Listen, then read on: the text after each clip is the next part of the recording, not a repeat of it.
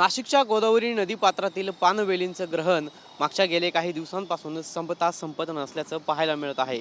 या गोदावरी नदीपात्रामध्ये पानवेलींनी साम्राज्य आपलं निर्माण केलं असून याबरोबरच कचऱ्याने देखील मोठ्या प्रमाणात साम्राज्य जे आहे ते आपलं या गोदावरी नदीपात्रामध्ये आता निर्माण केलेलं आहे. यामुळे सर्वसामान्य नाशिककर असतील किंवा गोदाप्रेमी असतील यांच्याकडून रामतेरी गोदा मेली असं म्हणत संताप व्यक्त केला जात आहे.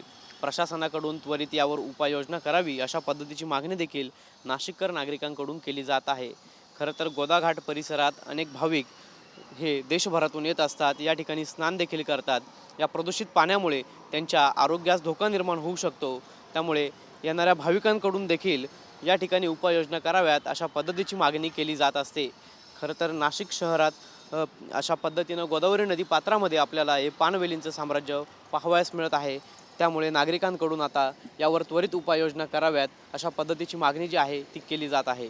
कॅमेरा पर्सन आकाश शेवलेसह पवन येवले, TV9 मराठी, नाशिक.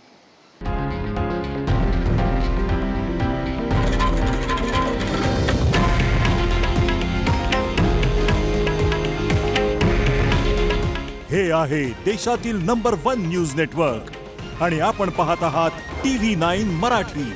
काळजी तुमची, हित महाराष्ट्राचं.